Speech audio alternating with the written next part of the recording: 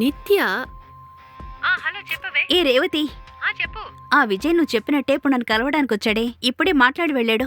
అవునా? ఏం చెప్పాడే? వాడు మన దారికి వచ్చేసాడే. మనం చెప్పినట్టు వాడు యాక్ట్ చేయడానికి ఒప్పుకున్నాడే. మనం అనుకున్నట్టే వాడు మా నాన్న నమ్మేలాగా బాగా నటించాడే అనుకో. మా నాన్న ఆస్తంతా నా చేతికొస్తుంది. ఆ తర్వాత వాడికి కాస్త డబ్బిచ్చి నేను ప్రశాంతంగా జీవిస్తానే.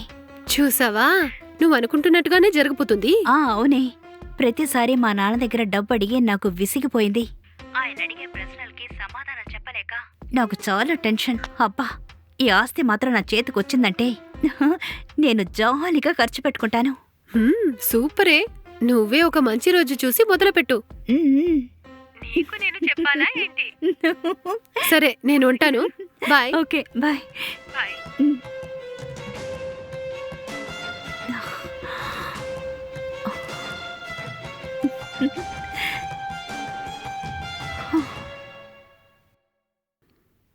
అయ్యా, ఇదిగోండి.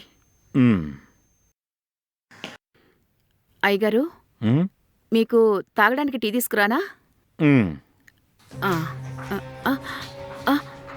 నిత్యమ్మా, ఏంటమ్మా ఇది?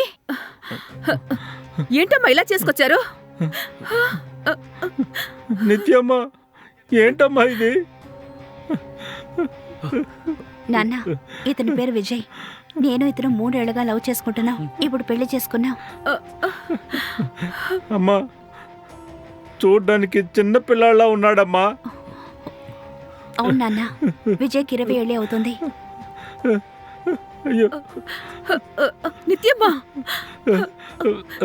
నిత్యమ్మా, మీకన్నా 10 సంవత్సరాలు చిన్న పిల్లాన్ని పెళ్లి చేసుకున్నారా? ఇది తప్పమ్మా. చెప్పాను కదా లవ్ చేసుకున్నామని. అయ్యయ్యో,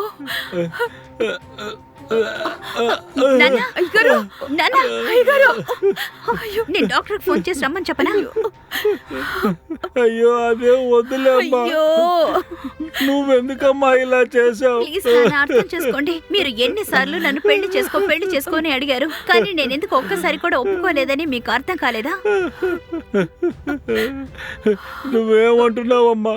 నాకేమీ అర్థం కావటం లేదు. నాన్న, విజయ్ నాకంటే చిన్న కుర్రోడే, అయినా తనంటే నాకు చాలా ఇష్టం. ఇతనే నా ప్రాణం నాన్న. ఇతనికి నేను తప్ప ఇంకెవరూ లేరు నాన్న. అందుకని నేను ఇది ఎలా ఒప్పుకోగలనమ్మా? నాన్న, ఇవన్నీ చూడాలని నా తల రాత. ఇది నేను తట్టుకోలేకపోతున్నానమ్మా. ఈ విషయం మన చుట్టాలకి, మన కంపెనీలో పనిచేసే వాళ్ళందరికీ తెలిస్తే నా పరువు పోతుందమ్మా. అయితే మీకు నా సంతోషం ముఖ్యం కాదా? మన బంధువులు సంతోషమే ముఖ్యం కదా?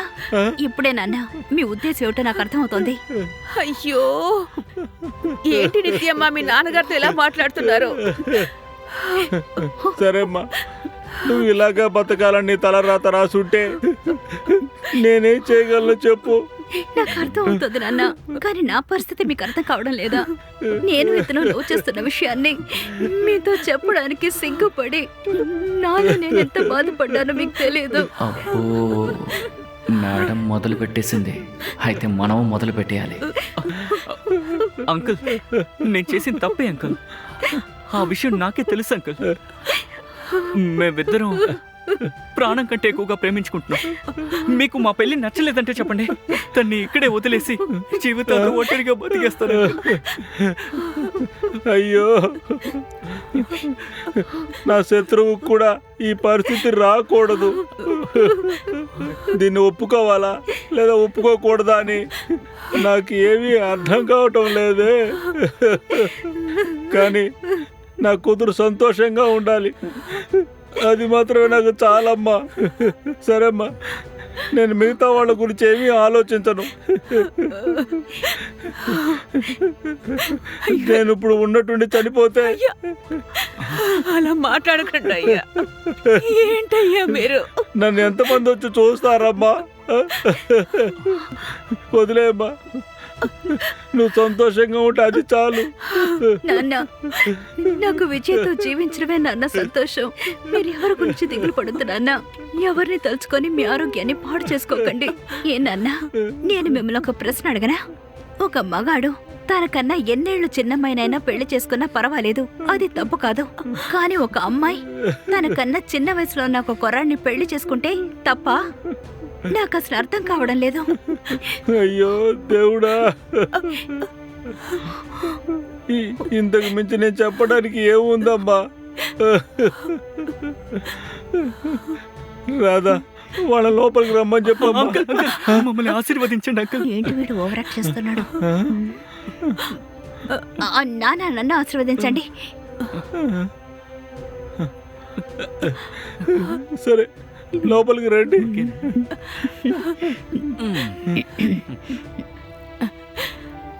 ఏంటి నిత్యమ్మ ఇలా చేశారు? సరే రండి.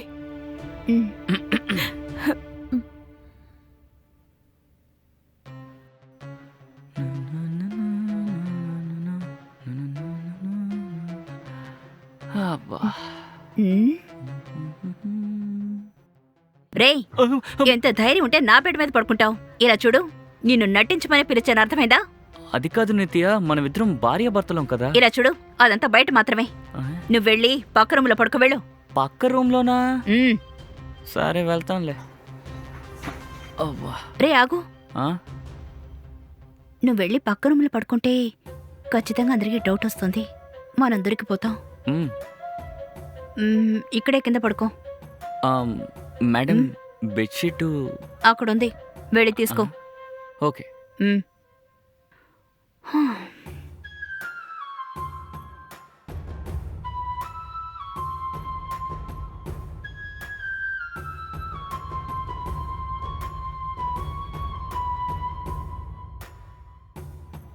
మేడం, దిండు ఇస్తారా?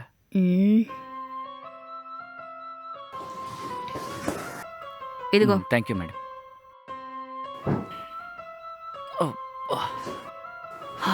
అమ్మయ్యా.